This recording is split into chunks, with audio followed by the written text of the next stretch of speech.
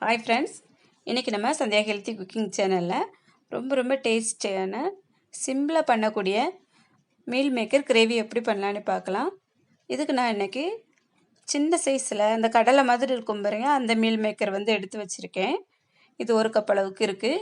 இப்போ stove on பண்ணிவிட்டு ஒரு பாத்திரத்தில் வெந்நீர் வச்சுருக்கேன்.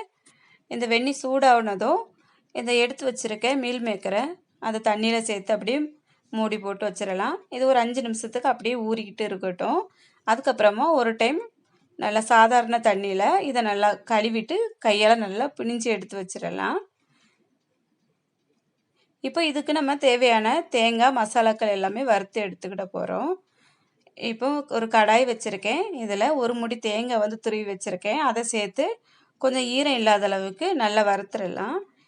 இது கூடயே வாசனைக்கு கொஞ்சம் பொருட்கள் சேர்த்துக்கிட போகிறோம். ஏன்னா கறி மசாலா எக்ஸ்ட்ரா சேர்க்க போகிறதில்ல. அதனால் நான் இதிலே கொஞ்சம் மசாலாக்கள் சேர்த்துக்கிட போகிறேன்.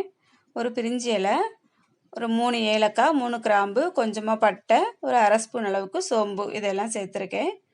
இதையும் சேர்த்து நல்லா வறுத்துடலாம். இப்போ இதை ஆற வச்சு மிக்சியில் நல்லா நைஸாக அரைச்சி எடுத்து வச்சுக்கிடுவோம். இப்போ மறுபடியும் ஒரு கடாய் வச்சுருக்கேன். அதில் தேவையான அளவுக்கு எண்ணெய் விட்டுறலாம். எண்ணெய் சூடாகுனதும் கொஞ்சமாக கடுகு சேர்த்து வெடிக்க விட்டுருவோம். இப்போ கடுகு நல்லா பொரிஞ்சிட்டு ஒரு 3 பெரிய வெங்காயம் நல்லா கட் பண்ணிவிட்டு மிக்சியில் ஒரு 2-3 பல்ஸ் கொடுத்து அரைச்சி எடுத்து வச்சுருக்கேன்.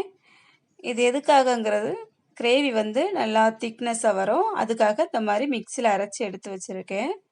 இப்போ இதையும் சேர்த்து இதில் நல்லா வதக்கிக்கிடலாம்.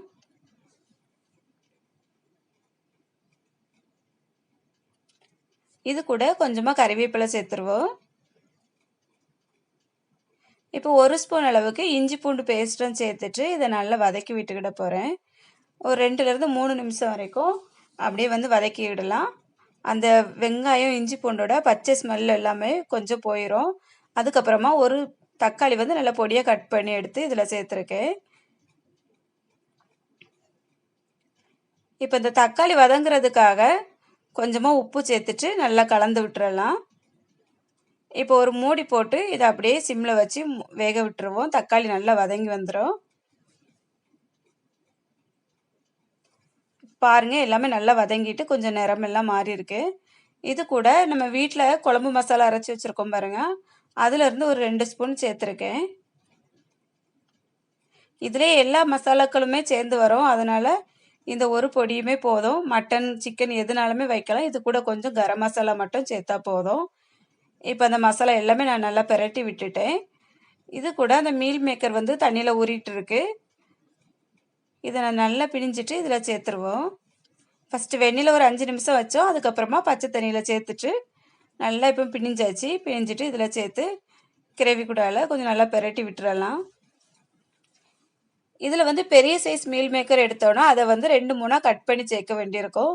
இது சின்ன சைஸுங்கிறதுனால அப்படியே சேர்த்துடலாம். இப்போ நல்லா கலந்து விட்டாச்சு. இதில் உப்பு எதுவுமே சேர்க்கல பாருங்கள். இதில் இப்போ தேவையான அளவு உப்பும் நான் இது கூடவே சேர்த்து நல்லா மிக்ஸ் பண்ணி விட்டுற போகிறேன். ஏன்னா அந்த மீல் மேக்கரில் கரெக்டாக உப்பு பிடிச்சி வரும். இப்போ தேங்காய் அந்த மசாலா எல்லாமே அரைச்சி எடுத்து வச்சுருக்கதையும் இதில் சேர்த்துட்டு மிக்சியில் கொஞ்சமாக தண்ணி விட்டு அலசி அதையும் இது கூட சேர்த்துக்கிட போகிறேன்.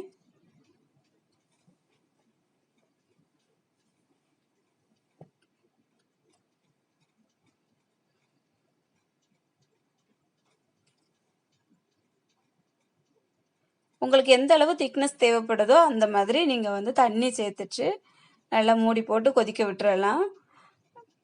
இப்போ நான் தேவையான அளவுக்கு தண்ணியெல்லாம் சேர்த்துட்டேன். உப்பும் கரெக்டாக இருக்குது. இப்போ மூடி போட்டு இதை அப்படியே சிம்மில் வச்சு ஒரு 5 நிமிஷத்துக்கு நல்லா கொதிக்க விட்டுறலாம். மசாலாக்கள் எல்லாமே வறுத்து தான் எடுத்திருக்கோம். அதனால் ரொம்ப ஸ்மெல்லெல்லாம் இருக்காது, நல்லா வாசமாக இருக்கும்.